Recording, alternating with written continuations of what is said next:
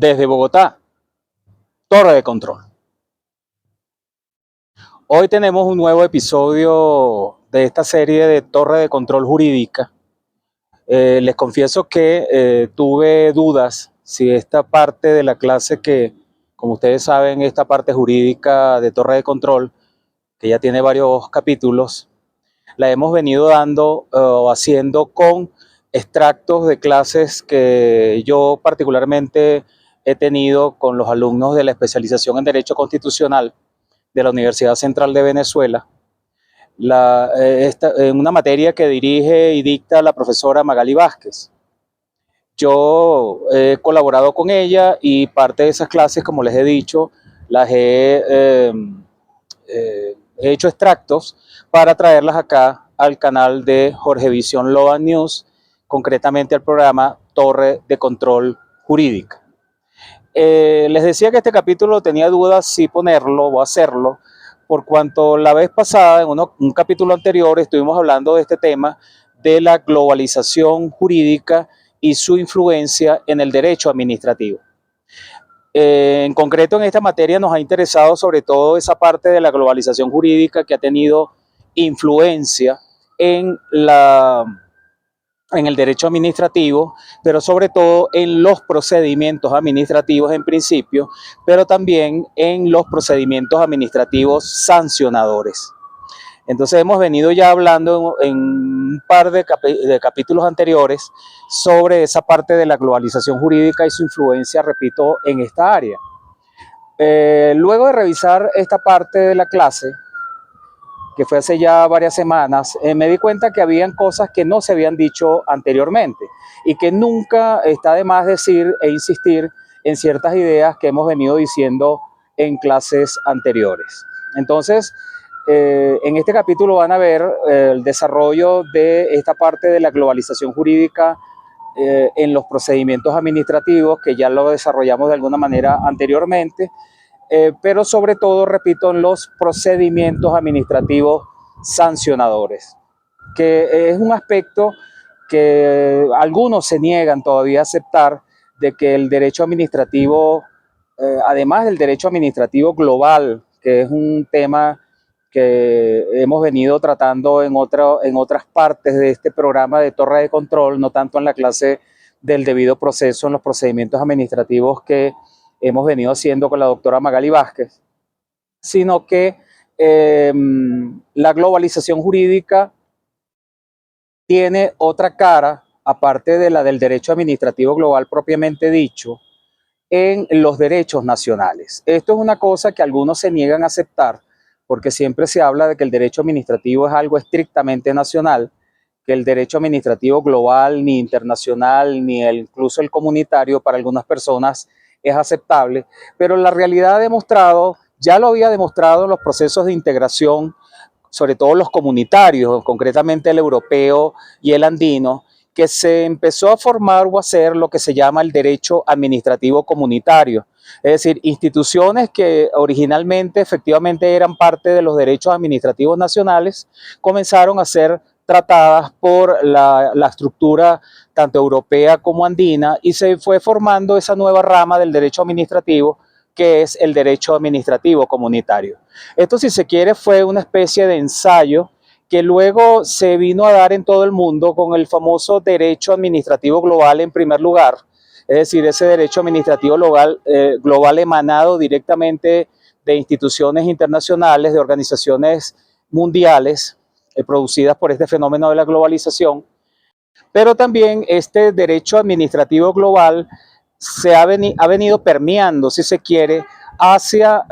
los derechos nacionales. O sea, los derechos nacionales, aparte del propio derecho administrativo global que emana, repito, de estas organizaciones internacionales, se ha venido, no quiero decir contaminando, porque contaminando suena a algo malo, pero sí creo que han permeado hacia los derechos nacionales en los originales derechos administrativos que manejaban, sobre todo en Latinoamérica, pero esto ha pasado en todo el mundo, inclusive en la misma Europa pasó no solo el derecho administrativo comunitario europeo, que todos los derechos nacionales de los países miembros se vieron incididos por él en su estructura o sus características internas, sino que también el derecho administrativo global también fue permeando hacia las características propias de los derechos administrativos de los países europeos. Eso también pasó o ha venido pasando en Latinoamérica, en todo el mundo, donde en los derechos administrativos nacionales se han incorporado figuras que no existían antes, no solo en procedimientos administrativos, sino sobre todo en la parte de la administración pública. Las administraciones públicas se han modernizado con estas nuevas características incorporadas a los derechos administrativos que provienen en gran parte no solo de Estados Unidos en su estructura propia que ha tenido toda la vida, sino que estas estructuras propias que tuvo Estados Unidos toda su vida fueron luego exportadas hacia el mundo, y muchos países, la propia Unión Europea inclusive, fueron incorporando estas figuras de administraciones públicas norteamericanas que se fueron globalizando y extendiendo por el mundo, aparte de lo que ya había ocurrido, repito, con el derecho administrativo comunitario. Pero en el caso de Latinoamérica, esto también pasó no solo en las estructuras administrativas, sino que también los procedimientos se han tenido que ver, se vieron incididos en varias etapas, donde ya estos procedimientos dejaron de ser con esas características tan clásicas y anquilosadas que tuvieron al principio, que lamentablemente no realizaban el fin o no se cumplían los fines para los cuales fueron creados, como es de tratar de averiguar la verdad material de las cosas para finalmente la administración pública decidir lo que tuviera que decidir. Lamentablemente los procedimientos administrativos durante mucho tiempo se fueron realizando de una manera muy formal, incluso muy hacia lo judicial, lo que hacía que se volvieran un poco estrictos y muy rígidos, y no permitía al final cumplirse los fines que se había pensado cuando se crearon los procedimientos como requisito para dictar los actos administrativos. Pero en concreto en esta materia que hemos venido dando en la Universidad Central, lo que nos interesa sobre todo es el aspecto del debido proceso en los procedimientos administrativos, y en específico los procedimientos administrativos sancionadores. Entonces, ha pasado que se ha venido constituyendo, como pasó en Europa, esa rama nueva del derecho administrativo, que ya no es tan nueva, ya tiene tiempo, pero que ya tiene una cierta autonomía, independencia, no solo del derecho penal, que es donde provienen la mayoría de los principios del debido proceso, sino también del propio derecho administrativo general, ya que la administración, cuando se le dan estas competencias sancionadoras, tiene que hacer una especie de juicio, pero que en el caso de la administración pública no se puede hacer de esa manera tan judicial o tan jurisdiccional, porque al final es muy importante insistir que en los procedimientos administrativos, pero sobre todo los sancionadores, la administración pública, cuando tenga estas competencias, no se va a comportar o no se debe comportar como un juez, sino que se debe seguir comportando como una administración pública que vela por el interés general, que aunque en principio la ley le pueda otorgar competencias para castigar o sancionar a particulares o a funcionarios públicos por alguna conducta que la ley establezca como incorrecta, eso no quiere decir que la administración pública, al realizar estas competencias o ejercer estas competencias, se va a llenar de las características o se va a convertir, haciendo esta actividad que insisto es administrativa, se va a convertir en una actividad jurisdiccional. Entonces, por eso es que queremos seguir insistiendo en este capítulo con esa característica, que la globalización ha venido intensificando, porque ha hecho ver que los procedimientos no deben ser solos para determinar aspectos jurídicos del caso, sino también aspectos fácticos que determinen o no la viabilidad y la conveniencia y la eficiencia de la administración en la realización de sus actividades. Así las cosas, no solamente que la globalización ha incidido en los procedimientos administrativos, como ha destacado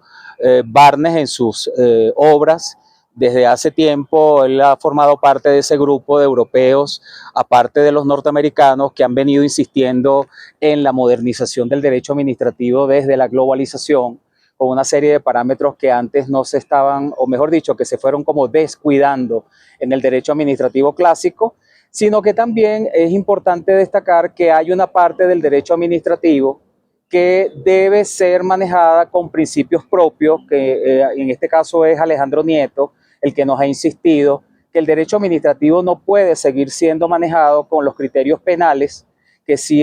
bien es cierto que al principio y durante una etapa este derecho administrativo sancionador, que ya tiene autonomía, que es aparte del derecho penal, insisto, se fue nutriendo de los procesos o de los principios penales del debido proceso. Esta idea de que el debido proceso debe aplicarse también a los procedimientos administrativos, sobre todo los sancionadores, no quiere decir que primero los procedimientos administrativos dejen de ser administrativos, como le insiste Barnes en sus obras, que aquí pueden ver algunas de las partes de las obras de Barnes que yo he destacado mucho y les he recomendado revisar, sino que el derecho administrativo sancionador no es derecho penal administrativo como lo fue en un tiempo, como sobre todo cuando la actividad de policía se desarrolló bajo unas ciertas características. Hoy la actividad de policía tiene unas características nuevas basadas en el criterio de la globalización, de acuerdo con la globalización jurídica. Hay una nueva visión de la actividad de policía,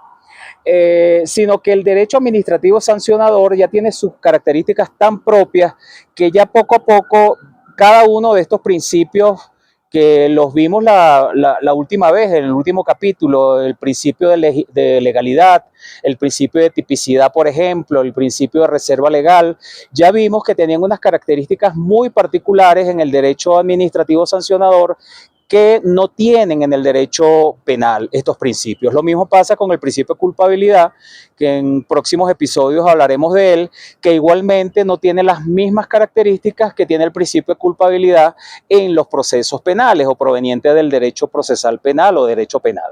Entonces eso ha insistido Alejandro Nieto, que es una obra maravillosa, esta que les muestro acá, donde él insiste que si bien es cierto que el derecho administrativo sancionador debe aplicar los principios penales para que haya un debido proceso correcto, estos principios penales se tienen que aplicar con matizaciones, con modulaciones, con la particular característica que sigue teniendo la actividad administrativa cuando realiza estos procedimientos administrativos sancionadores. O sea, no se va a convertir la administración pública en una figura judicial o una figura jurisdiccional, que pudiera ocurrir excepcionalmente, no digo que no, que eso lo hemos venido diciendo varias veces, que hay posibilidades que se le transfieran al Poder Ejecutivo, concretamente a la administración pública, competencias jurisdiccionales donde van a dictar sentencias, pero eso es algo muy excepcional que ha ocurrido en aspectos muy concretos de los países que lo han aplicado. Pero cuando me refiero a la administración pública en sus actividades naturales de administración como tal,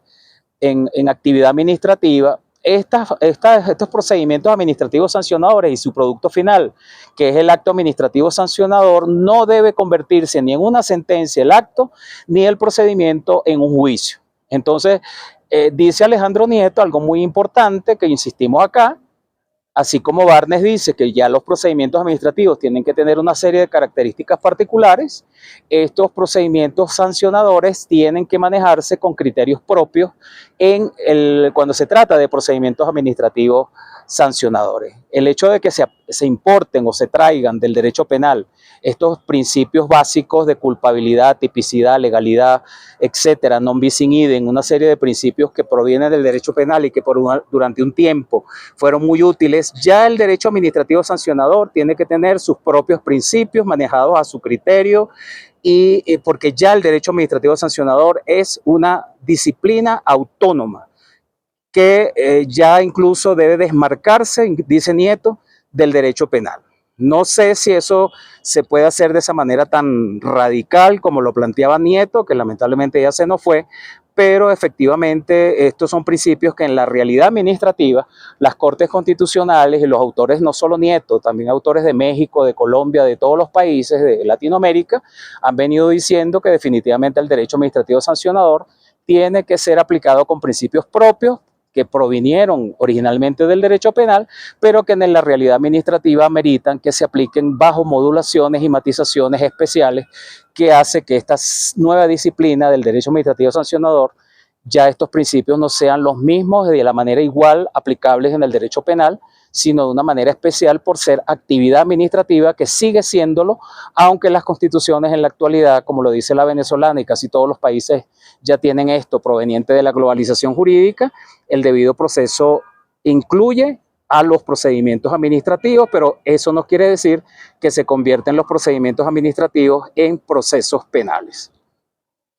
Otro aspecto muy importante que sale de esta sesión que vamos a ver de seguidas en este episodio de Torre de Control es el nuevo criterio del interés general. Que no se piense que por ser aplicables en los procedimientos administrativos, sobre todo los sancionadores, los principios del debido proceso que originalmente eran exclusivos de la actividad judicial penal, eso no quiere decir que repito, que estos procedimientos se vuelvan jurisdiccionales o que la administración se vuelva un juez. Sino, ¿por qué? Porque la administración sigue realizando actividad administrativa cuando hace esta actividad, que originalmente era incluso de la actividad de policía de la administración, pero el punto es que no desaparece el interés general como parámetro fundamental de la actividad administrativa. Si bien se le puede dar a la administración actividad o competencia, mejor dicho, sancionadora en ciertas conductas que la ley considere convenientes para que lo haga la administración y no el juez penal, eso no quiere decir, insisto, que esto sea actividad jurisdiccional. Pero, y no lo es porque hay un aspecto muy importante que sigue prevaleciendo en la actividad administrativa, que es el interés general. Aunque tenga competencias sancionadoras, siempre está detrás el interés general, que es por lo que vela la administración, y es lo que hace que en la relación que se establece en la actividad administrativa sancionadora no es completamente una relación triangular como la que ocurre en la actividad jurisdiccional penal.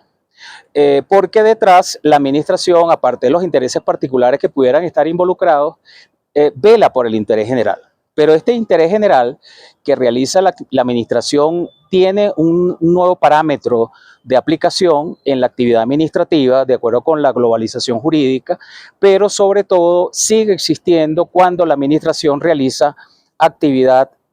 administrativa sancionadora. Así que este último aspecto también es bastante importante, pero dejemos hasta aquí estos comentarios para ver en detalle esta sesión que tuvimos en la clase del debido proceso en los procesos administrativos de la especialización en Derecho Constitucional de la Universidad Central de Venezuela, y al final haremos otros comentarios sobre esta clase, sobre todo en la parte final. Esperemos que sea útil, disfrútenla y hablamos luego de esta sesión. A mí me parece importante, como hicimos, o como tú hiciste, Magal, en la primera clase, de arrancar con las sentencias de la Corte Interamericana, aunque parte de esas sentencias ya están en la Constitución nuestra inclusive, que yo les decía la semana pasada que parece mentira. Hay muchas cosas del mundo globalizado, globalizado del derecho, que yo no sé si no se dieron cuenta, o bueno, simplemente eran ya en ese momento del 99 cosas que estaban dándose de esa manera y quedaron en la Constitución finalmente, como pasó con el 23, el 153, el 140, o sea, varios artículos, incluso el mismo federalismo, ¿no? El federalismo nuestro, cuando uno lo revisa en la Constitución, uno ve que es modélico, que es un federalismo inclusive mucho mejor que el que tenía la Constitución del 61, pero ya vemos en la práctica lo que ha ocurrido, ¿no? Todo lo contrario. Inclusive se le llegó a llamar federalismo descentralizado, que uno al principio no sabía qué querían decir con eso, pero bueno, uno después se aclaró porque efectivamente el federalismo nuestro era muy unitario, muy centralizado, ¿no? A la vez, a partir del 88 fue que empezó un poquito a abrirse la puerta, eso se llevó a la Constitución, entonces eso en parte es un poco este tema, porque parece mentira, una tendencia que hay en el mundo es a descentralizar el poder público, ¿no? Y eso cuando uno ya está con los pies sobre la tierra con la palabra descentralizado que se le incorporó al Estado Federal venezolano, cuando uno viene a ver, bueno, es que eso es lo que está ocurriendo en el mundo, inclusive en los estados unitarios, el poder se ha tratado de descentralizar lo más posible y hay muchos estados unitarios, como el caso de Colombia, que parecieran ser más federales que otros federales, porque está muy descentralizado, y en Francia pasó lo mismo. Entonces, pero en todo caso esos son artículos que cuando uno las revisa, escarba, como hicimos nosotros en la materia anterior, los que están acá, de esa materia de hace 2 semestres, que tratamos de escarbar un poco allí y uno va escarbando, no se ve con tanta claridad quizás como una constitución colombiana o una chilena o de otros países, pero sí uno ve que fue inevitable que en la constitución del 99, contra todo pronóstico, como dijera Ali Khan, no lo decía la Gaceta, pero contra todo pronóstico quedaron cosas en la constitución del 99 bien interesantes, ¿no? Y entonces eso era inevitable porque aunque en principio la corriente ideológica que guía al chavismo desde el 99 es de otro tipo, enemiga de la globalización y una serie de cosas, uno revisa la constitución y salvo esos puntos de honor que ellos tenían en la constitución que tenían que estar, el resto, en parte por la presencia en la constituyente de Bruber Carías, me imagino, y otras personas, que eso hizo que en la constitución hubiera algunas cosas que a lo mejor sin darse cuenta eran parte de la globalización jurídica, como esos artículos que les acabo de mencionar. Porque al final eso se venía dando desde finales de los 80, que estaba habiendo una expansión de lo que originalmente conocimos en ese mundo de la integración, para que fuera en todo el mundo eso que pasaba en la regionalización, pasar en todo el mundo en el sentido de eliminar las barreras entre los estados. Al principio era solo para la parte comercial, pero ya luego eso se fue ampliando para muchos aspectos, que ayudó el aumento de la tecnología en esto, los aspectos financieros, telecomunicaciones, medicamentos. O sea, ya el mundo entero era el mercado, el mundo entero era la vida. Y en consecuencia, al final el derecho tenía que regular eso bajo nuevos parámetros, ¿no?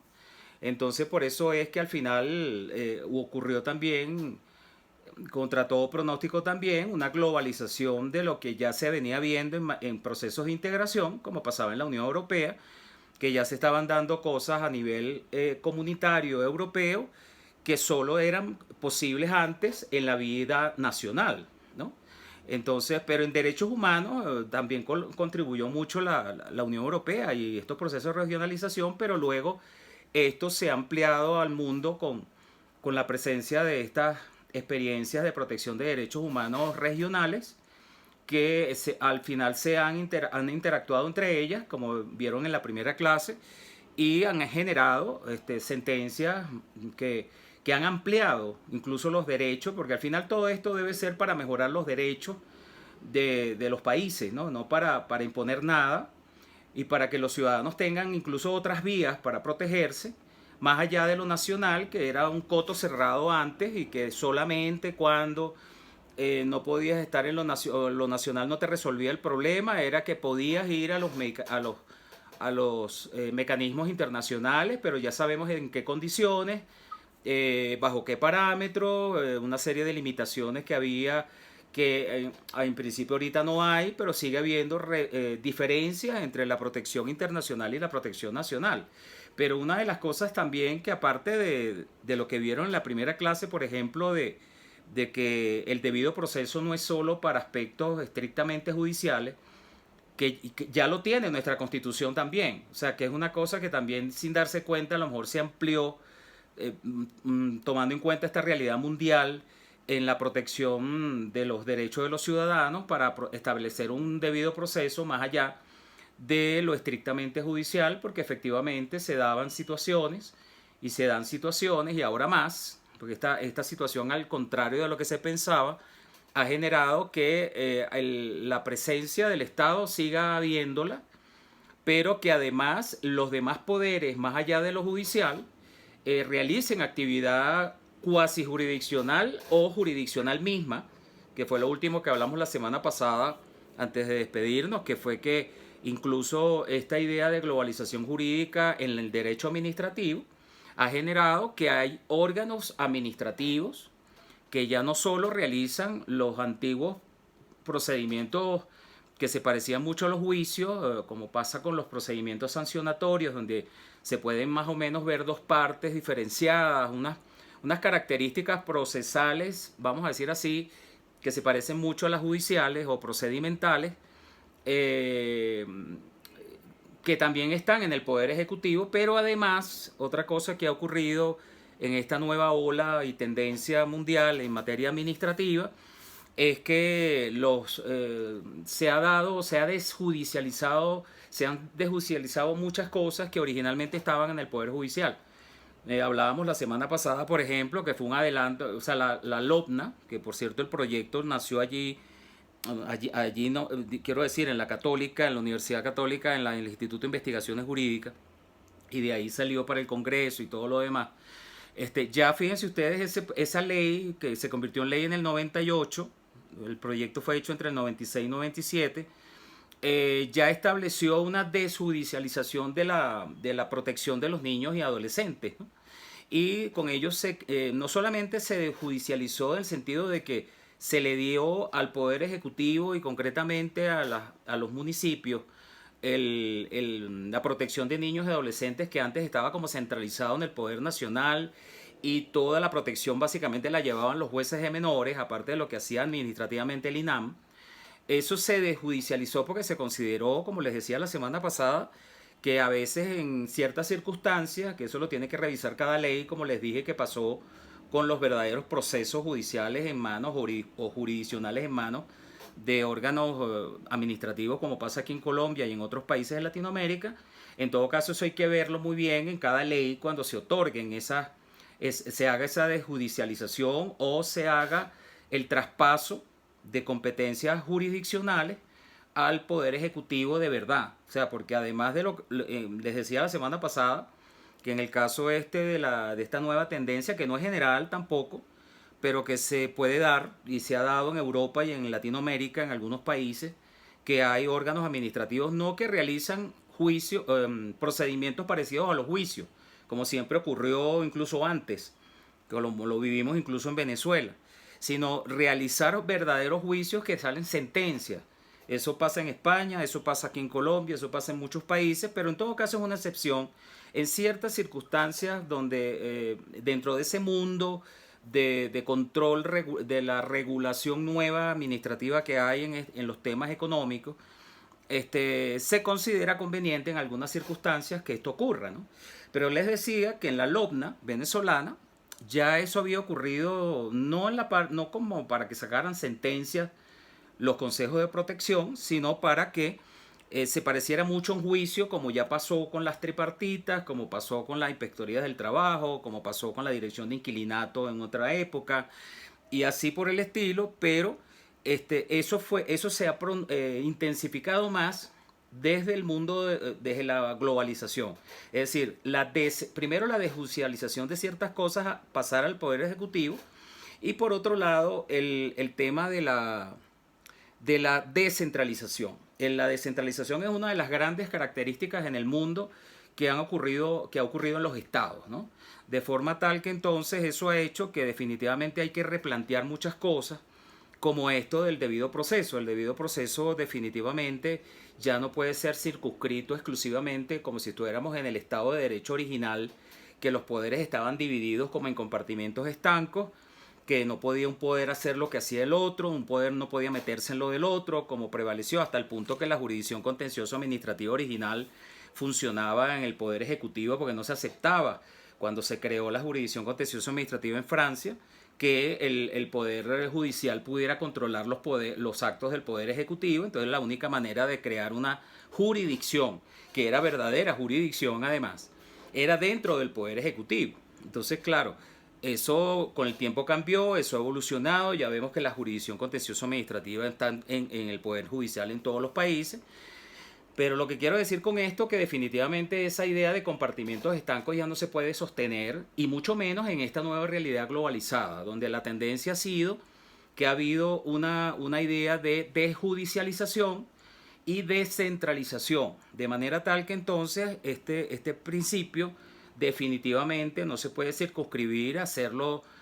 estricto en el Poder Judicial, y que en el Poder Administrativo eso, o en la administración pública, eso se haga lo que se quiera hacer, o que sea una mera simbología o un parapeto o una cosa allí simbólica de hacer un procedimiento porque ya la decisión está tomada. No, igual, sobre todo en estos procedimientos que se parecen tanto a los judiciales, como vamos a ver en la materia, como los sancionatorios, que esas originales características que vimos incluso la semana pasada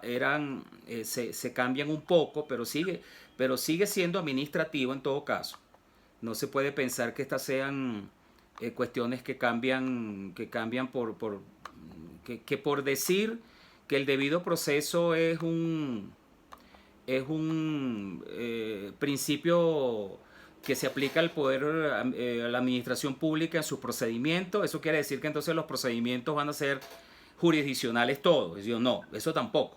Que yo les decía la semana pasada que las características estas que aparecen acá, que se las dije la semana pasada sobre los procedimientos administrativos, los caracteres especiales de los procedimientos administrativos que siempre han tenido,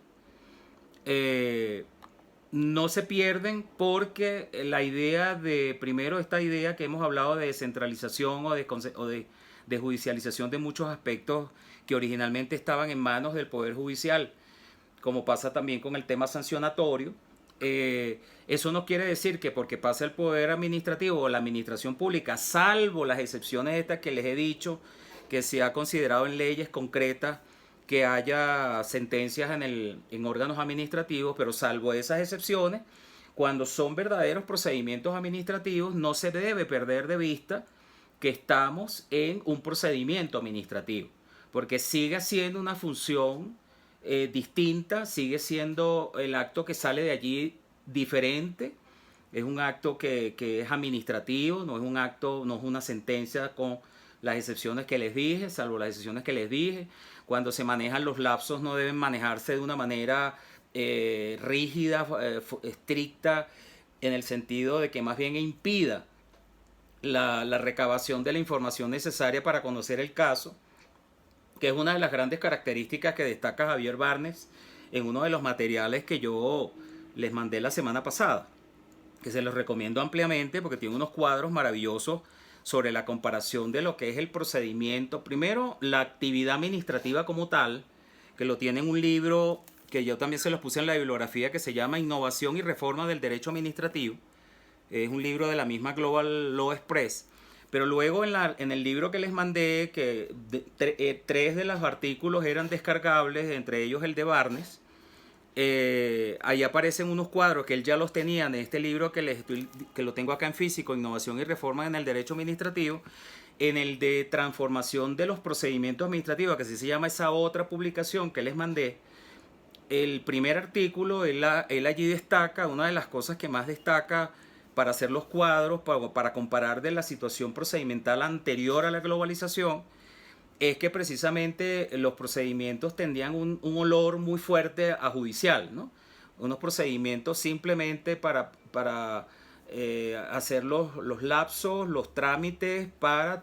dictar una sentencia, ¿no? Algo muy formal. En cambio, en los procedimientos administrativos siempre debe prevalecer la idea, como les digo en esta lámina, de conocer la verdad material. Una de las cosas más importantes que tiene el procedimiento administrativo, que no debe dejarse de lado por la verdad formal o procesal, es que los procedimientos se hacen para conocer la verdad material. Cuando la administración pública actúa, no actúa para aplicar justicia estrictamente como son los jueces. Actúa para conocer un caso en concreto, para tomar la mejor decisión de acuerdo con el interés general. Que esto es otra cosa que los jueces en principio no manejan. Los jueces no son garantes del interés general. Los jueces lo que están es para aplicar justicia. En cambio, la administración pública, aún manejando procedimientos sancionatorios, que de alguna manera hay una idea de justicia detrás, por supuesto, pero la idea siempre que debe prevalecer en los procedimientos administrativos es la idea del interés general, que siempre guía, ahora con otra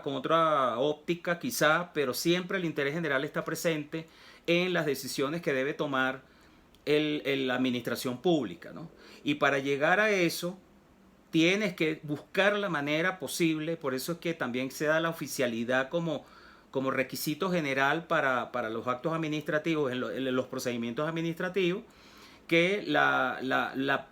idea, el norte de todo procedimiento administrativo debe ser conocer la verdad material. Entonces les iba a decir que una de las características que destaca Barnes es que precisamente los procedimientos administrativos en la idea anterior, el que tiene la LOPA, por ejemplo, que es todavía la idea vieja, que aún así se hacía mal, pero ya se considera en este momento que la LOPA y las leyes de procedimiento en la mayoría de los países, dictadas antes de los 80 sobre todo, son leyes de procedimiento demasiado formales, demasiado estructuradas, pensando en procesos judiciales más bien, que ya en su momento tenían problemas de aplicación, pero que ahora más, porque ahora está clarísimo que una administración pública está para, como les digo yo en una lámina acá, está para solucionar problemas. No es la actitud rígida que debe tener una administración pública ¿cómo se llama? De aplicar justicia, declarar el derecho en la situación concreta que se le someta al juez. No, eso queda en el Poder Judicial. Si se decide pasar eso al Poder Administrativo o al Poder Ejecutivo, la idea de la administración pública no debe cambiar en su esencia por ser un procedimiento de este tipo, ¿no? Entonces, Barnes destaca una de las cosas en los cuadros estos que les recomiendo ampliamente, repito, en el descargable del que le mandé la semana pasada ya aparece muy bien. Una de las cosas que deben adaptarse, según él, en las nuevas leyes de procedimiento, pero también en los procedimientos sancionatorios, es este aspecto de la búsqueda de información. Las leyes de procedimiento en general no están hechas para buscar información, sino que están hechas para cumplir una formalidad, cumplir unos lapsos, darle la oportunidad a los interesados, que en principio en el procedimiento administrativo no se pueden llamar partes como tales, sino interesados, para que digan lo que el derecho a la defensa, por supuesto, digan lo que quiere decir, den la información que quieran dar, pero la administración no se debe quedar contenta con eso. La administración tiene que tener una actitud proactiva para buscar la información por ella misma, de manera tal que no esté cohibida en el procedimiento, de que ella se pueda mover y buscar, inclusive recibir información, más allá de los lapsos, que eso ya de hecho en la LOPA ya uno se lo decía. Yo en el artículo que les mandé mío la semana pasada, ya yo lo decía, la LOPA misma tiene situaciones ya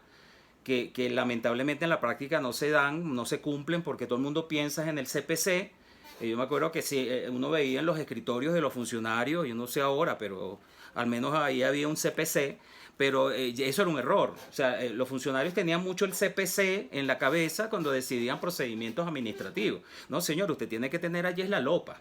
La LOPA es la que tiene los principios generales del procedimiento administrativo. Entonces, cuando uno le decía, mire, me pasé un día, dependiendo del lapso, habían lapsos que la jurisprudencia había dicho, eso lo tengo yo en el artículo ese que les mandé, señores, eso no, si no se pudo hacer en el lapso, pero siempre que se respeten los debidos derechos de los interesados y haya oportunidad de control de la prueba, por ejemplo, se pueden recibir pruebas fuera del lapso. Eso no hay problema. O sea, en el procedimiento administrativo no hay problema. Y la administración también no está de las manos atadas, como pasa con muchos jueces, que están con manos atadas para ir a buscar más información de oficio en cosas que están conociendo, ¿no? Entonces, eso definitivamente se debe execrar en los procedimientos, pero ahora más. Ahora definitivamente con la nueva idea que hay de la administración pública globalizada, en los términos de globalización, que él los llama mucho de acuerdo con la gobernanza, porque ese es el término que se ha puesto muy de moda en el mundo, para hablar de ese nuevo mundo jurídico, del derecho globalizado. En la gobernanza, como dicen muchos autores, la idea es buscar desde el punto de vista administrativo la mayor información posible, hacer la mayor interacción posible con los interesados. Eso es una cosa que jamás vas a poderlo hacer en un juicio. La idea del juicio es otra. Entonces, definitivamente estamos en una situación distinta. Lamentablemente en Venezuela no podemos hablar en estos términos todavía, pero que tarde o temprano tiene que ocurrir, porque esto es lo que está ocurriendo en el mundo y es lo que definitivamente, que por cierto ahora me estoy dando cuenta que no recomendé en la bibliografía un libro buenísimo que hay sobre esta nueva realidad jurídica que se llama El Estado Postmoderno de Jacques Chevalier. No lo puse en la bibliografía, pero eso es otro libro buenísimo sobre este tema, que incluso él lo llega a llamar, ya esto no es un Estado moderno, esto es un Estado postmoderno. Esto ya es otra cosa, que tenemos que cambiar esos chips en muchas cosas, pero él habla mucho de la parte constitucional, de la parte administrativa, y nos hace ver que definitivamente el chip acá en estos temas hay que cambiarlo. Todo para que veamos finalmente cómo vamos a interpretar todo esto a los efectos del debido proceso en el procedimiento administrativo, que sigue siendo dos áreas diferentes. Salvo que, y por eso puntualizo que en Venezuela estamos muy lejos de tener eso, pero ya ha comenzado a dar aquí en Colombia y hay varios países que lo tienen ya, salvo que definitivamente no estemos hablando de procedimientos administrativos en manos de la administración pública, sino de verdaderos procesos judiciales, que excepcionalmente puede ocurrir, pero normalmente los procedimientos seguirán siendo administrativos hasta que la ley diga lo contrario, ¿no? Entonces, esto es una lámina que refleja lo que les dije la semana pasada visualmente, las dos caras de la globalización jurídica que hemos tenido. La primera cara no vamos a poder hablar acá, por supuesto, esa era pues, precisamente una idea que yo tenía de hacer una segunda parte de la materia que vimos hace 2 semestres en esta especialización que algunos de los alumnos están acá de Constitución y Globalización Jurídica, que definitivamente hacía falta una segunda parte de la materia para ver en concreto este mundo del derecho administrativo global que ha generado tanta polémica, pero que se está imponiendo también en el mundo y es una realidad. Yo le digo a mis alumnos, de esa materia estoy dando un seminario ahorita en la tarde, ahorita a la salida de esta clase, pasa 1 hora y tengo otra clase de esto, en un seminario de pregrado de la UCB. Y yo les decía a los alumnos, mira, es una cosa que no es que tú quieras o no quieras, o te guste o no te guste. Eso es una situación que está ocurriendo en el mundo. En Venezuela a lo mejor lo ven súper lejano, súper absurdo, súper incompatible con el derecho actual, el que están manejando allá, pero es la realidad mundial. Y cuando hay una realidad mundial, eso hay que regularlo de alguna manera. Entonces el derecho administrativo global es una manera de regular ese mundo que se ha globalizado, pero que estaba como suelto allí ya en el derecho, que el derecho, ni el derecho internacional lo regulaba, ni el derecho nacional tampoco, pero está allí, como ocurrió en Europa con el derecho administrativo comunitario, ¿no? Y eso ocurrió además con muchas áreas del derecho. Entonces, esa realidad merecía una materia específica que yo espero que alguna vez se pueda dar ahí en la especialización de constitucional, porque tiene muchas aristas constitucionales interesantes.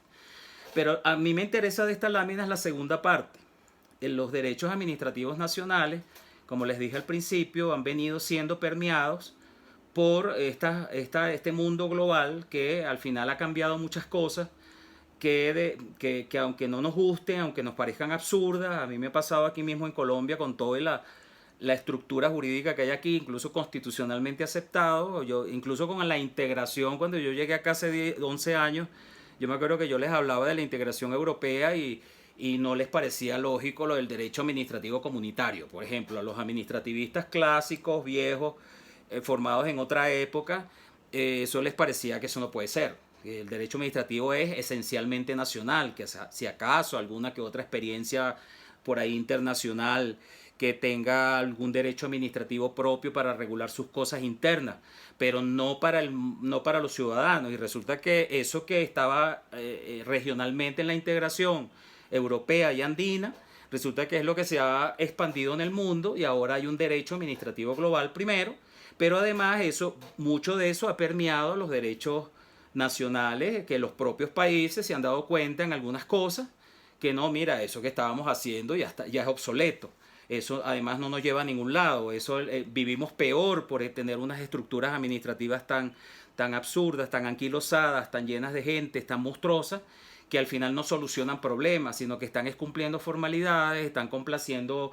un clientelismo político de los partidos de turno y al final las administraciones públicas no están resolviendo problemas. Entonces la pescadilla que se muerde la cola, de que entonces épocas de que todo lo haga el privado, épocas que todo lo haga el Estado, entonces no, esa situación definitivamente no, había que mejorar cosas, sobre todo porque necesitábamos plata en los 80, que les decía la semana pasada lo de la década perdida. Además necesitábamos plata, porque estábamos en una crisis económica en toda Latinoamérica, la famosa década perdida, que entonces por supuesto los organismos multilaterales nos dijeron, mire, si ustedes van a seguir con esas estructuras administrativas y con esos derechos administrativos que hacen lo que hacen o que no permiten hacer cosas que debe hacer el privado, por ejemplo, no vamos a llegar a ningún lado, esa plata se va a perder, ustedes no van a poder devolver ese dinero si es que se va a devolver, ¿no? porque la mayoría de las veces ese dinero al final no se devuelve. Pero en principio era un préstamo que estábamos pidiendo a los organismos multilaterales, y así pasó con todos los países, y ahí empezaron los organismos multilaterales, el BID, la CAF, eso, que ahora le tratan de dar un nombre de Banco Latinoamericano X, pero sigue siendo la CAF. Es un organismo nacido, por cierto, del proceso andino, pero se ha expandido por toda Latinoamérica, incluso España es socia de la CAF,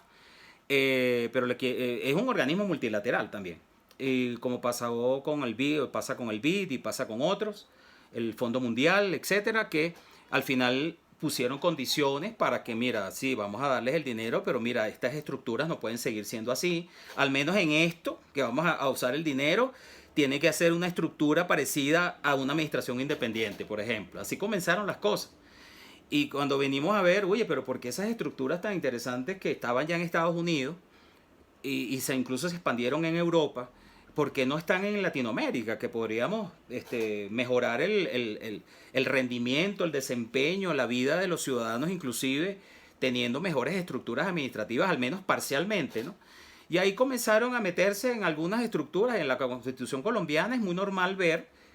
normas constitucionales que establecen administraciones públicas independientes para sacarlas de ese mundo político gubernamental que contamina todo al final, porque deberían ser, el gobierno como gobierno debe existir, sí, un mundo político que no se puede evitar en una democracia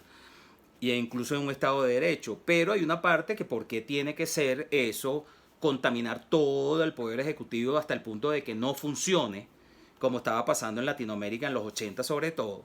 Y entonces, bueno, las constituciones decidieron incorporar no solo las administraciones públicas independientes con autonomía, que el presidente de la República no puede remover a los funcionarios como les da la gana, como si fueran ministros, que sus criterios deben ser técnicos, que los miembros, incluso los directores, tienen que ser técnicos,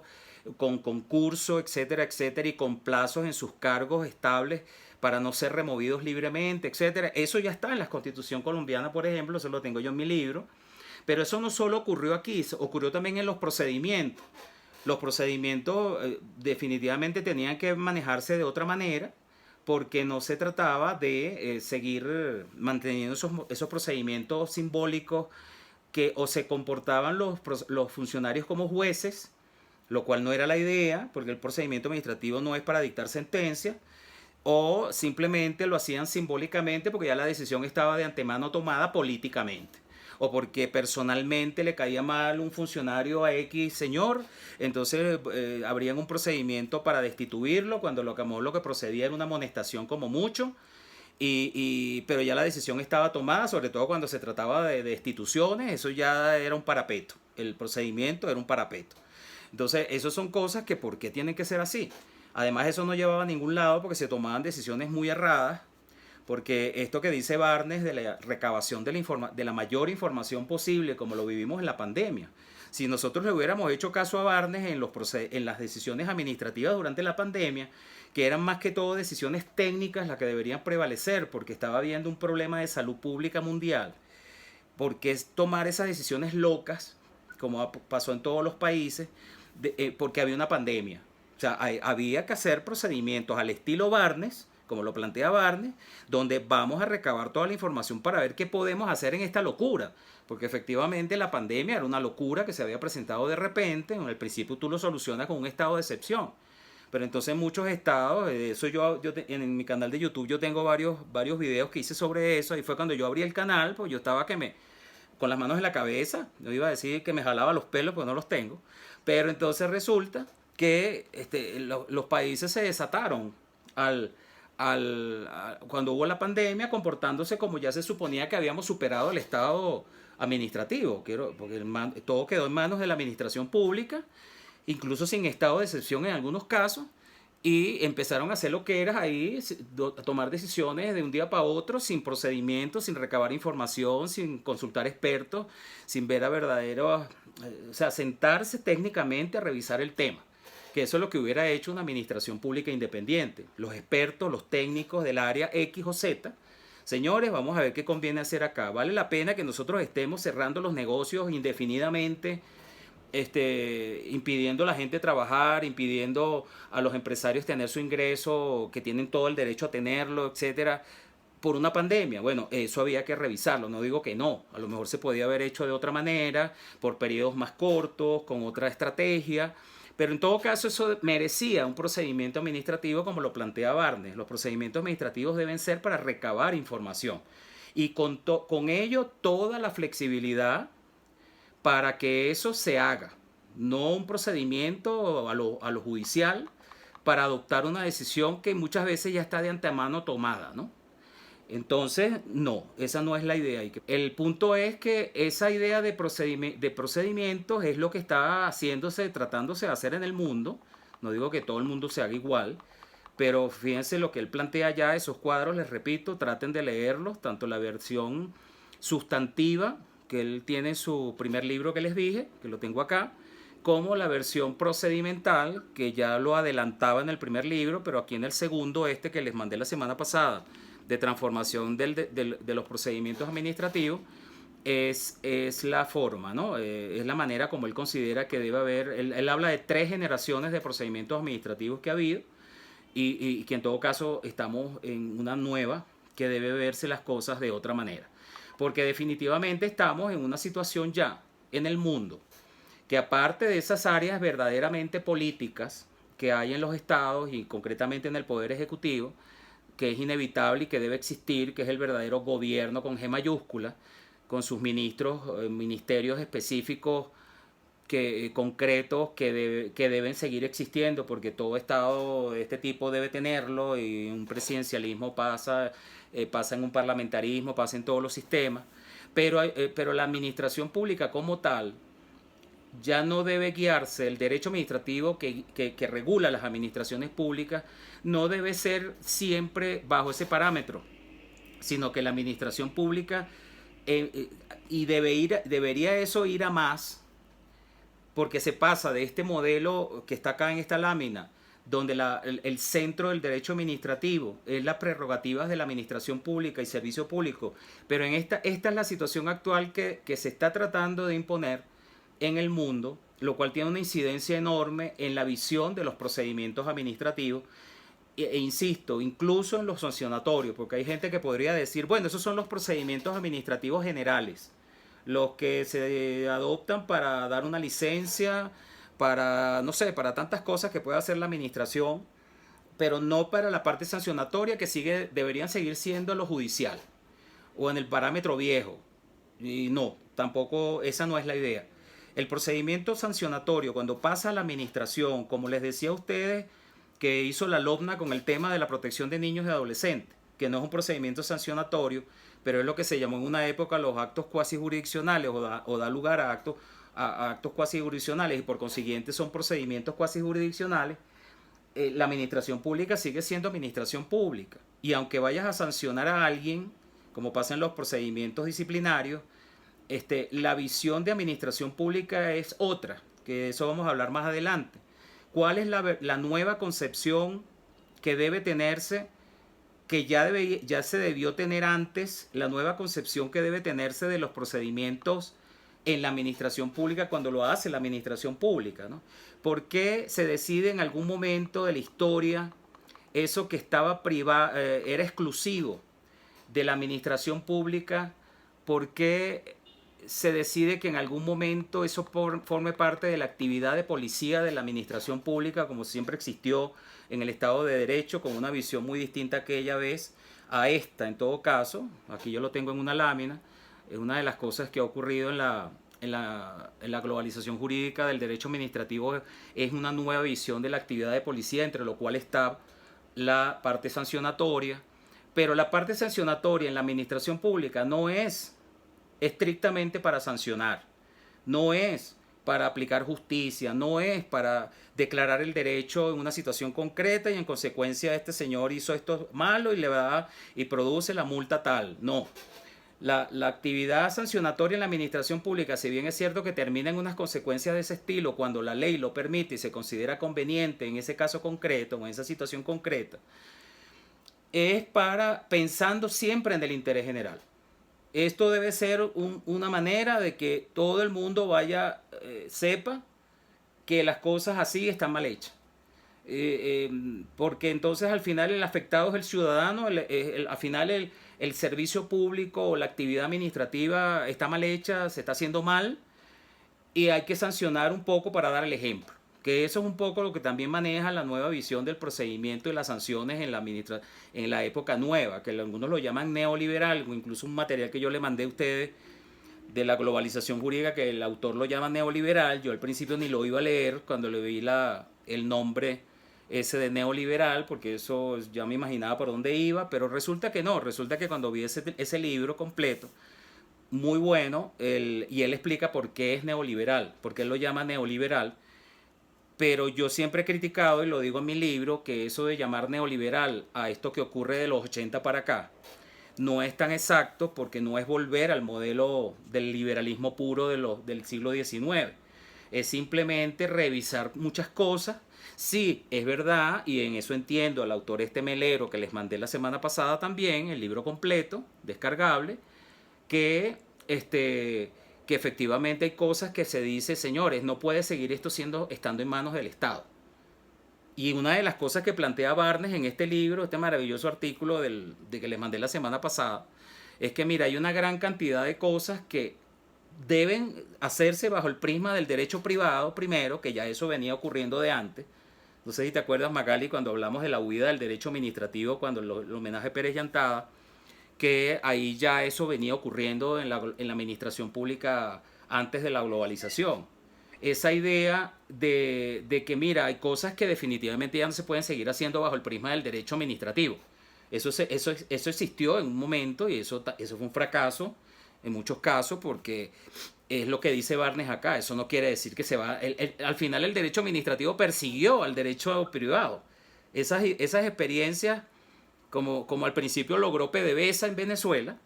que se salió del mundo público, y no estoy hablando mal de PDVSA por esto, todo lo contrario, pero PDVSA yo creo que es la única experiencia que pudo salir del mundo público, político además, y mal político, para constituirse en una empresa pública que funcionara como una privada de las mejores del mundo, pero esa experiencia no es usual. Eso que se logró con PDVSA fue un milagro gerencial y de todo tipo. Eso no es lo que normalmente ocurrió en el mundo con este tema de la huida del derecho administrativo, que si todo hubiera salido como PDVSA, bueno, hay una parte de la administración pública que sí puede funcionar bajo los parámetros del derecho privado. Pero eso ya por un lado, eso no resultó al final porque salvo estas excepciones, el mundo, este derecho privado seguía siendo contaminado por el mundo público. Y entonces eso hizo que el derecho administrativo persiguiera al derecho privado que quiso ser el principal en la administración pública. Pero entonces, ¿qué es lo que dice Barnes? Precisamente eso. Es que ese mundo privado, primero, el mundo que se quiere regir por el derecho privado de la administración pública, no necesariamente no merezca un procedimiento administrativo del que estamos hablando acá, en el estilo nuevo, por supuesto. Pero es que además hay un mundo privado, verdaderamente privado, que hace actividad administrativa, y eso ya lo vivimos nosotros en Venezuela en otra época cuando todavía estaba la corte, los famosos actos de autoridad dictados por figuras privadas que eran actos administrativos también. Entonces eso es una cosa que no está en la LOPA, y es lo que dice él de su ley española. Eso no está en la ley de procedimiento, y eso nos interesa desde el punto de vista del derecho administrativo. Eso está allí. Entonces, ¿qué vamos a hacer? ¿Nos olvidamos? ¿Nos hacemos los locos con eso? Porque no, eso no es derecho administrativo, eso es derecho administrativo también. Entonces, eso es lo que él plantea. Los procedimientos administrativos deben manejarse de otra manera porque hay un mundo administrativo muy abierto, muy grande, que no es el estricto que hablan las leyes de procedimiento administrativo normalmente, y que en todo caso en ese mundo las cosas deben manejarse de otra manera, pero tiene que haber regulación de eso, totalmente. Entonces aquí en esta lámina vemos todas las instituciones al final del derecho administrativo se vieron tocadas por esta visión de la nueva visión del derecho administrativo que debe haber, basada en estos criterios que les dije antes. El nuevo paradigma del derecho administrativo tiene que ser este. Primero, que el centro de gravedad del derecho administrativo no puede seguir siendo el poder público como poder público. y que en consecuencia el interés general se arrasa con todo. Tampoco puede ser. No estoy diciendo que es que no existe interés general, pero la visión de interés general que se manejaba hasta hace poco en muchos países, lamentablemente justificaba cosas que no eran procedentes y que no necesariamente solucionaban los problemas. De manera tal que entonces la relación administración-ciudadano no puede ser la misma como estábamos acostumbrados a ver de superioridad frente al ciudadano que se le llamaba, casi era un súbdito, hasta el punto que esa expresión de llamar administrado al ciudadano como una actitud pasiva de recibir algo de la administración, eso es algo que se objeta ya en este mundo moderno, porque no, es que el ciudadano no es un administrado, sino que debería ser visto como ciudadano con derechos que puede exigirles a la administración porque la administración está a su servicio. Porque sus derechos son los que están, el centro de gravedad del derecho administrativo nuevo tiene que ser los derechos del ciudadano. Y basado en eso, en sentido colectivo y en sentido individual también. Y basado en eso, los procedimientos administrativos tienen que ver eso también. Tienen que tratarle de darle prioridad a la hora de hacer un procedimiento administrativo que sea verdaderamente garantista. Y en esto están en línea inclusive parámetros nuevos del derecho procesal. Que eso sabes tú, Magali, la nueva idea, que de alguna manera la COP también quiso hacerlo en su momento, pero ya también se ha quedado un poco atrás muchas cosas de esa época, que hay que modernizar, no digo que es que no sirva, sino que hay que replantear, modernizar, algunas se quedarán iguales, otras hay que cambiarlas, para que, no, mira, el garantismo que ya teníamos en la segunda etapa, después de aquella etapa donde teníamos el proceso judicial anterior, en el Código de Enjuiciamiento Criminal, definitivamente esta idea garantista al ciudadano del proceso y del procedimiento tiene que ir a más, porque además el parámetro, en concreto el procedimiento administrativo, ha cambiado. No puede ser que el centro ya no puede seguir sosteniéndose, incluso en la administración pública, que no es totalmente independiente, que sigue teniendo todavía esas características viejas, que siempre va a tener que haber una parte todavía así, no puede ser el parámetro principal del derecho administrativo. Las prerrogativas de la administración pública, y como nosotros nos enseñaron en la universidad, sobre todo los de cierta época, que nos graduamos quizás antes de los 90 o 2000, que había cosas que sí, mire, es que el interés general lo justifica, el no sé qué lo justifica. Tal cosa es así porque el derecho administrativo, mira, el interés general prevalece sobre todo, aunque se lleve por delante. Inclusive nosotros teníamos una realidad administrativa que en eso la Corte Suprema en su última etapa trató de corregir, porque ni siquiera la Constitución venezolana tenía eso actualizado como ya estaba ocurriendo en otros países. Eso se actualizó en la Constitución del 99 con el 140, el tema de la responsabilidad patrimonial de la administración. O sea, nosotros en Venezuela teníamos el prurito hasta los 80, hasta finales de los 80, que no, es que no, ¿cómo vas a demandar tú a la administración? Primero que te vas a meter en un lío y segundo que ellos lo están haciendo por interés general. Ellos están haciendo el metro por interés general. Sí, pero es que yo voy a pasar un año que mi cafetería no la voy a abrir en Sabana Grande porque están haciendo la boca de metro enfrente de... Sí, pero bueno, te están haciendo el metro, ¿de qué te quejas? Eso era lo normal para nosotros en otra época. Resulta que en la actualidad no. En la actualidad, y eso viene de antes inclusive, y eso lo trató de hacer la Corte en su última etapa, repito, porque la Constitución no era clara en eso. No, mira, es verdad que ustedes van a hacer un metro excelente, maravilloso, pero hay una serie de personas afectadas de esa obra que tienen que ser indemnizadas. Eso era algo muy elemental en cualquier país del mundo, sobre todo en Estados Unidos, y los que tenían desarrollada la responsabilidad patrimonial del Estado, eso era de perogrullo, que mira, sí, está muy bien la obra y todo lo que tú quieras, y ellos no están haciendo nada malo, pero la administración pública tiene que responder por eso. Eso no puede ser que, porque me van a hacer una obra pública, me van a faltar la calle, me van a hacer X cosas, una autopista, no sé qué, incluso se puede aplicar eso a la expropiación, entonces van a arrasar conmigo porque yo soy un minúsculo irrelevante en el mundo jurídico del derecho administrativo porque el interés general prevalece. Esa visión de interés general que definitivamente debe existir, pero no de esa manera, es lo que trata de cambiar el nuevo derecho administrativo globalizado bajo este nuevo esquema, ¿no? Y este nuevo paradigma. Entonces, bueno, para ir cerrando, porque lo importante de todo esto en todo caso es la incidencia de esto en los procedimientos administrativos y en la correcta aplicación del debido proceso en los mismos, que aunque aplicable totalmente, no se debe perder de norte toda esta realidad actual. Esto es una lámina que de alguna manera la vimos la semana pasada sobre las nuevas maneras de actuar y de intervención de las administraciones públicas modernas, aunque hay una parte que todavía seguirá mucho tiempo, sobre todo en nuestros países, bajo otros parámetros, pero hay una gran parte que cada vez va a más, porque al final la administración pública es una figura de servicio a la administración pública, al ciudadano, que entonces los parámetros deben ser estos.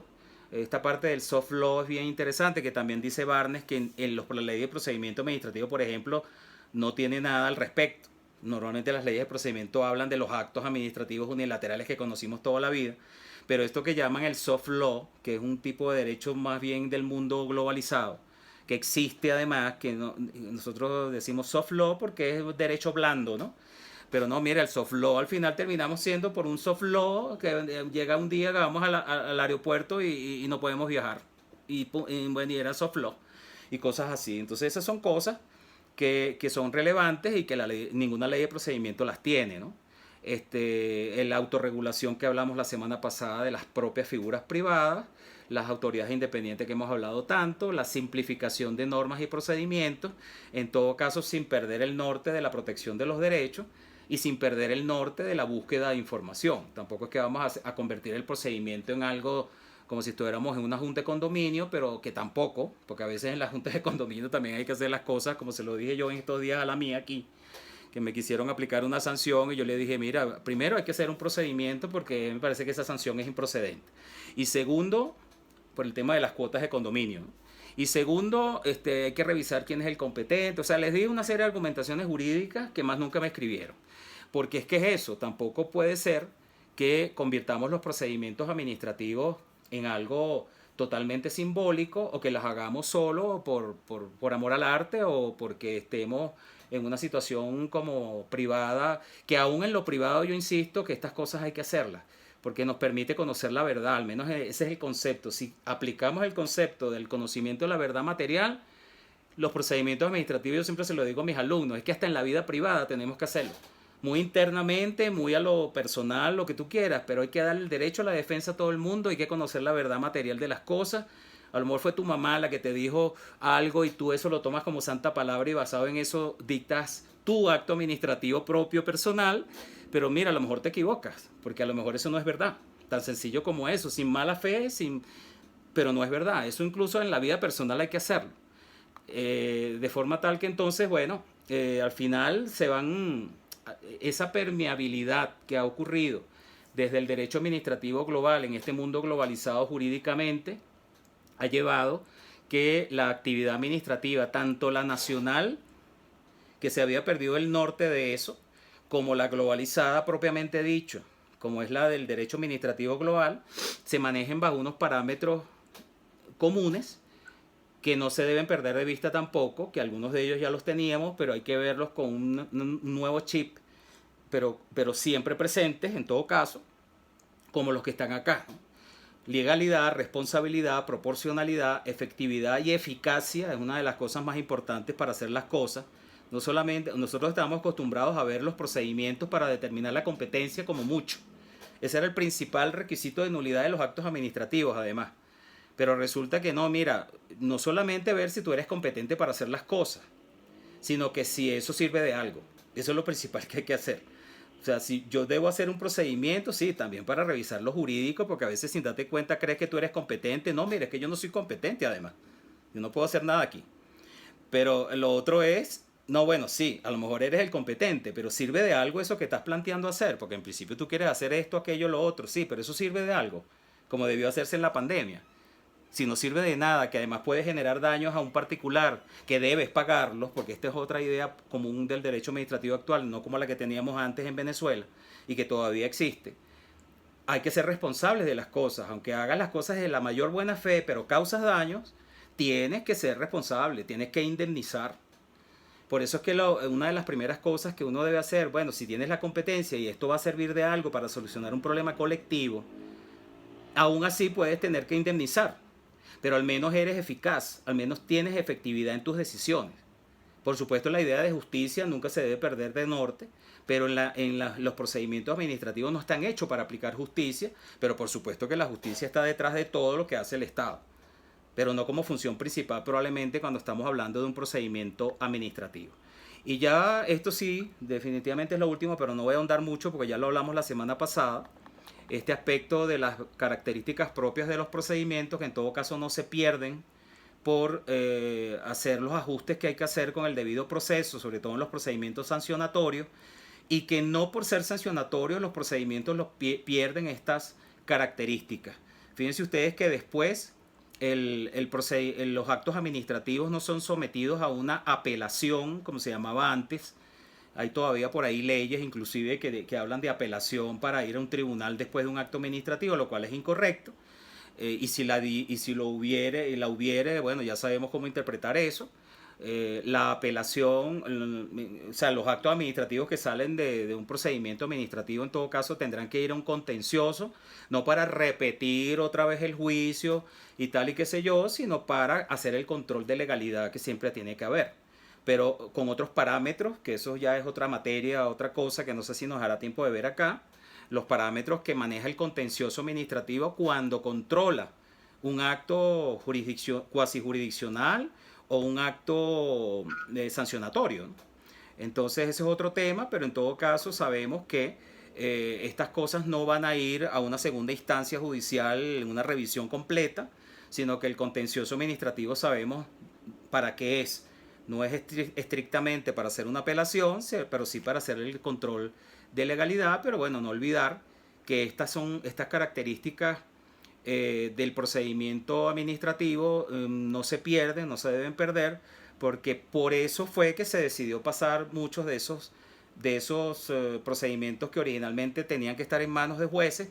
a la administración pública, pero siempre como norte la actividad de policía, no una actividad de aplicación de justicia, declarar el derecho, pero en todo caso en esta nueva etapa de globalización jurídica, una nueva visión de la actividad de policía, como dije en la otra lámina más arriba, ¿no? Quiero hacer una aclaratoria que se puede prestar a confusión.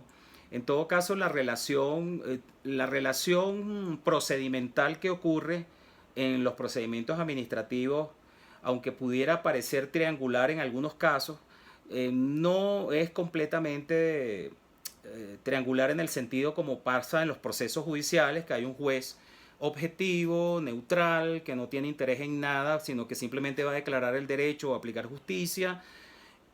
de manera tal que es un tercero en la cúspide de la relación. En el derecho administrativo o en los procedimientos administrativos,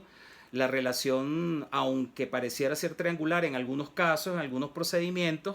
no es realmente triangular, porque siempre la administración pública va a manejar un interés propio que debe velar, que es el interés general. De manera tal que no solo vela por los intereses individuales y los derechos de los ciudadanos, sino que también vela por el interés general. De manera que la relación procedimental no es del todo triangular. No es triangular definitivamente en los procedimientos generales, pero en los procedimientos sancionatorios no es del todo triangular. Esa es una de las cosas que luego tendríamos que hablar con más detalle, pero es importante tener en cuenta cuando se es funcionario de la administración pública, cuando a uno le toca decidir estos procedimientos, como de tanto sancionatorios como incluso los que son cuasi jurisdiccionales, como el que les hablé de la LOPNA. Pero cuando lo hace la administración pública no debe manejarse como un estricto proceso, sino siempre pensando que es un procedimiento administrativo. Como vemos, este último aspecto del interés general no es que desaparezca de la actividad administrativa, como algunos pudieran pensar, sobre todo los que piensan que esto es una nueva etapa del derecho administrativo neoliberal, porque definitivamente no estamos hablando de convertir o que desaparezca el derecho administrativo o que este se vuelva neoliberal, sino que hay aspectos que definitivamente sí hay que replantear, que hay que aplicarlo de otra manera, que hay que hacer un nuevo chip en ellos, pero no desaparecerlo, como es el caso del interés general. Entonces este interés general seguirá existiendo, pero es un interés general que no debe verse como algo que arrolle los intereses de los ciudadanos. Hay una nueva relación en el derecho administrativo donde el parámetro fundamental no es el poder público como tal para que la administración sea todopoderosa, sino que la administración está al servicio de los ciudadanos, debe velar por el interés general, pero siempre respetando sus derechos como tales y sentirse que está al servicio de ellos. Un aspecto muy importante. Y por otro lado, otro aspecto que surgió al final de la clase es el tema del el contencioso administrativo, que si bien es cierto que hay un derecho a la tutela judicial efectiva, este derecho se protege con la posibilidad de un contencioso administrativo, pero un contencioso administrativo que no es para atropellar al ciudadano tampoco, que aplique a pies juntillas unos principios todopoderosos de la administración pública, sino que tiene que ser un contencioso administrativo que respete los derechos individuales y que en consecuencia solo revise aquellos aspectos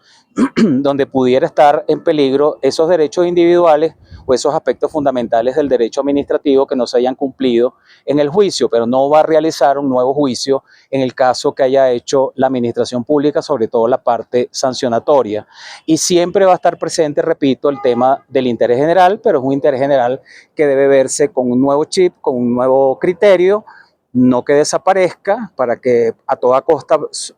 sigan existiendo o siempre prevalezcan los derechos individuales, sino que siempre va a estar allí el derecho, el interés general, y por eso este aspecto del interés general hace que el derecho administrativo sancionador no pueda aplicar esos principios rígidos del derecho penal que seguirán existiendo por un tiempo en el derecho administrativo sancionador, pero que tienen que aplicarse con modulaciones, con matizaciones, porque siempre está presente el interés general, que algo de esto hablamos al final del episodio anterior con respecto a las administraciones independientes. Bueno, esperemos que este capítulo haya sido útil, que les haya aclarado algunas cosas y seguiremos trabajando este tema en sucesivos episodios.